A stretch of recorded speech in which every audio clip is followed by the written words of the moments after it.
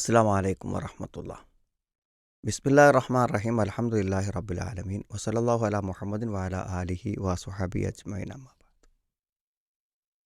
സഹോദരങ്ങളെ, ഈ അടുത്തിടെ നമ്മുടെ നമുക്കിടയിൽ ഏറ്റവും വലിയൊരു ചർച്ച വന്നൊരു കാര്യമാണ് ഛത്തീസ്ഗഡിൽ 2 കന്യാസ്ത്രീകളായിട്ടുള്ള സന്യാസിനിമാരെ മനുഷ്യക്കടത്ത് അല്ലെങ്കിൽ മതപരിവർത്തനം എന്നൊക്കെ പ്രശ്നത്തിൻ്റെ പേരിൽ അതാരോപിച്ചുകൊണ്ട് അറസ്റ്റ് ചെയ്ത സംഭവം. ഇന്ത്യയിൽ വലിയ പാർലമെൻറ്റിലും പുറത്തുമൊക്കെ വലിയ കോളിളക്കങ്ങൾ സൃഷ്ടിച്ച ഒരു വലിയ സംഭവമാണത്. സത്യത്തിൽ ഒരു മതവേഷം ധരിച്ച് പുറത്തിറങ്ങുന്നതിന് ഇന്ത്യയിൽ സാധിക്കാത്ത ഒരു സ്ഥിതിവിശേഷം വരുന്നുവോ എന്ന ഒരാശങ്ക സൃഷ്ടിക്കപ്പെട്ട ഒരു കാര്യമാണത്. അതിപ്പോൾ ഏത് മതസ്ഥനാണെങ്കിലും ഒരു ഹൈന്ദവനല്ലാത്ത ഒരാളെ സംബന്ധിച്ചിടത്തോളം ഇന്ത്യയിൽ എവിടെയെങ്കിലും സഞ്ചരിക്കാൻ സുരക്ഷിതമായി പറ്റാത്ത ഒരവസ്ഥ വരുമോ എന്ന ഒരാശങ്ക ഉയർത്തിയ ഒരു സംഭവമാണ് യഥാർത്ഥത്തിൽ ഇത്. പിന്നെ ഭരണഘടന വെച്ചൊരു വലിയ സ്വാതന്ത്ര്യമാണ് ഏത് മതവും സ്വീകരിക്കാമെന്നത് ഒരാൾക്ക്. അതിപ്പോൾ ഭരണകൂടം അനുവദിച്ചില്ലെങ്കിൽ പോലും ഒരാൾക്ക് ഇഷ്ടമുള്ള അവനവൻ്റെ ആശയങ്ങളെ സ്വീകരിക്കുന്നയാളെ പിന്തിരിപ്പിക്കാൻ ആർക്കും സാധിക്കില്ല. ഒരു പക്ഷേ ഒരാളത് പ്രഖ്യാപിച്ചിട്ടില്ല എന്ന് വരാം, അയാൾക്ക് അതിനുള്ള സ്വാതന്ത്ര്യം ഇല്ലെങ്കിൽ. പക്ഷെ അത് ഉള്ളിൽ കൊണ്ടുനടക്കുന്നതിനെ തടസ്സപ്പെടുത്താൻ ഒരാൾക്കും സാധിക്കില്ല. നമുക്കറിയാം, സത്യത്തിൽ ധാരാളക്കണക്കിന് ആളുകളെ ഇപ്പോൾ ഭരണഘടനാ ശില്പികളായ ആളുകൾ പോലും അവരുടെ നേതൃത്വത്തിൽ ആദ്യ കാലഘട്ടങ്ങളിൽ ധാരാളം ആളുകൾ പല മതങ്ങളിലേക്കും മാറിയിട്ടുണ്ട് എന്ന് നമുക്ക് മനസ്സിലാക്കാൻ പറ്റും. അപ്പോൾ സത്യത്തിൽ ഇങ്ങനത്തെ ഒരു ഭയാശങ്കകൾ സമൂഹത്തിൽ വരുമ്പോൾ ഈ ഭയങ്ങളും ഭീതികളുമെല്ലാം മതവിശ്വാസികളെ അല്പാൽപമായി അവരുടെ മനസ്സിൻ്റെ ഭീതി അതുണ്ടാക്കുന്നുണ്ട് എന്ന കാര്യത്തിൽ സംശയമില്ല. അപ്പോൾ നമ്മൾ ഇത്തരം ഭീതികളെ മനസ്സിലിങ്ങനെ പല രൂപത്തിൽ കൊണ്ടുനടക്കുമ്പോൾ നമ്മുടെ ജീവിതത്തിനൊരു അസ്വസ്ഥത സൃഷ്ടിക്കപ്പെടും. ഇത്തരം സന്ദർഭങ്ങളിലൊക്കെ നമ്മൾ ആലോചിക്കേണ്ട ഒരു കാര്യം, നിർഭയത്വത്തോടെ ജീവിക്കുമ്പോൾ മാത്രമേ നമുക്ക് നമ്മുടെ ജീവിതത്തെ ഏതർത്ഥത്തിലും മുന്നോട്ട് കൊണ്ടുപോകാൻ നമുക്ക് സാധിക്കുള്ളൂ. നമ്മൾ രക്ഷ പ്രതീക്ഷിക്കേണ്ടത് സർവശക്തനായ അള്ളാഹുവിൽ നിന്നാണ്. വിശുദ്ധ ഖുർആൻ പല രൂപത്തിൽ പറഞ്ഞൊരു ആശയമാണിത്. ഇന്നല്ലാഹ യുദാഫിഉ അനില്ലദീന ആമനു. സത്യവിശ്വാസികളെ അള്ളാഹു പ്രതിരോധിക്കുന്നു എന്നാണ്. നമ്മൾ വിശ്വാസികളായി മുന്നോട്ട് പോകുന്നതിൻ്റെ പേരുണ്ടാകുന്ന പ്രതിസന്ധികളെ അള്ളാഹു പ്രതിരോധിക്കുമെന്നാണ്. ഹുനാലിക്കൽ വലായതു ലില്ലാഹിൽ ഹഖ്. ശരിക്കുള്ള രക്ഷാകർത്തൃത്വം എന്നുള്ളത് അള്ളാഹുവിനുള്ളതാകുന്നു എന്നാണ്.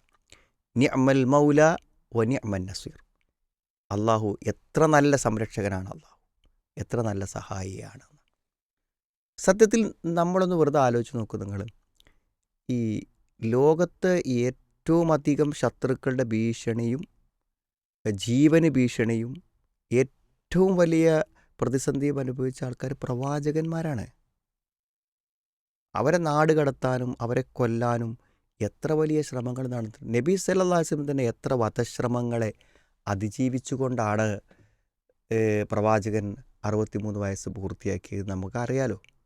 എത്ര വധശ്രമങ്ങൾ നബിക്ക് നേരെ വിഷം കൊടുക്കാനുള്ള ശ്രമങ്ങൾ ഉണ്ടായിട്ടുണ്ട്, വീട് വളഞ്ഞ് ആക്രമിക്കാനുള്ള കാര്യങ്ങളുണ്ടായിട്ടുണ്ട്, പല രൂപത്തിലുള്ളത്. അതിൽ നിന്നൊക്കെ രക്ഷപ്പെട്ടു പോയില്ലേ. അപ്പോൾ ഇവിടെ അള്ളാഹുവിൻ്റെ തീരുമാനങ്ങളെ നടപ്പിലാകും.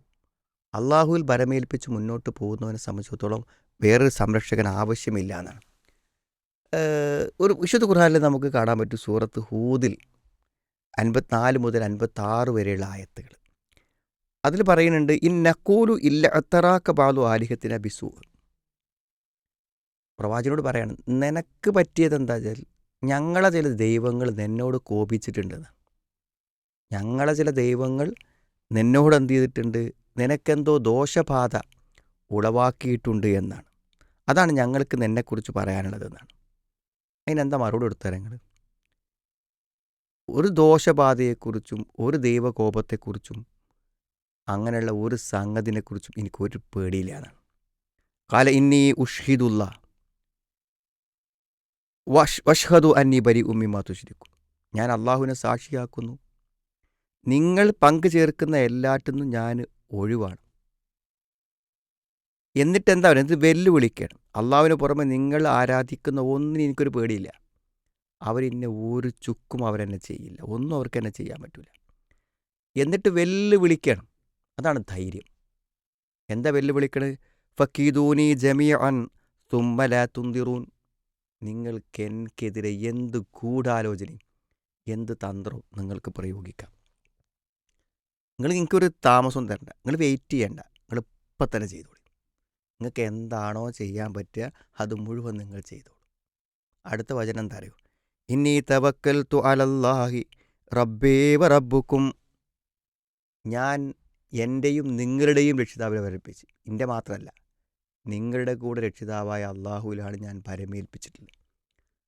അവൻ്റെ സമ്മതമില്ലാതെ അവൻ്റെ അനുവാദമില്ലാതെ അനവറിയില്ലാതെ നിങ്ങൾക്ക് അനങ്ങാൻ പറ്റൂല. അതൊരു വല്ലാത്ത ധൈര്യമല്ലേ? എൻ്റെ ബാക്കി കേൾക്കാം. മാമിൻ ദാബത്തിൻ ഇല്ലാഹുവ ആഹിദും ബിനാസിയതിഹ. ഈ ഭൂമിയിൽ ഏതെങ്കിലും അനങ്ങുന്ന ഒരു ജീവിയുണ്ടോ? ആ ജീവിൻ്റെ കുടുമ, അതിൻ്റെ മൂർത്താവിൽ അള്ളാഹുവിൻ്റെ കൈകളിലാണ്. ഇളകാൻ പറ്റൂല. അള്ളാഹുവിൻ്റെ സമ്മതമില്ലാതെ അവർക്ക് ചലിക്കാൻ പറ്റൂല. ഇന്ന റബ്ബി അലാ സിറാത്തിൻ മുസ്തഖീം. എത്ര കൃത്യമാണ് അതിൻ്റെ ഒരു പ്രഖ്യാപനം നോക്ക് നിങ്ങൾ. ഒന്നും പേടിക്കാനില്ല. അതുകൊണ്ട് അള്ളാഹുവിൽ ഭരമേൽപ്പിച്ച് അവനിൽ പ്രാർത്ഥിച്ച് അവൻ്റെ കൽപ്പനകൾ നിറവേറ്റി ജീവിക്കുന്ന ഒരാൾക്ക് ഈ ലോകത്ത് യാതൊന്നിനെയും ഭയപ്പെടാനില്ല എന്ന് വെല്ലുവിളിയോടുകൂടെ പറഞ്ഞുകൊണ്ടാണ് ഈ വചനങ്ങൾ നമ്മളെ ബോധ്യപ്പെടുത്തുന്നത്. അള്ളാഹു ആത്മധൈര്യത്തോടുകൂടെ ദീനീ പ്രബോധനവും അതേപോലെ തന്നെ ദീനിയായിട്ടുള്ള അനുഷ്ഠാനങ്ങളും കാര്യങ്ങളും ചെയ്ത് ഏറ്റവും സുരക്ഷിതമായി ജീവിക്കുവാനും മുന്നോട്ട് പോകാനും അള്ളാഹു തൗഫീഖ് പ്രദാനം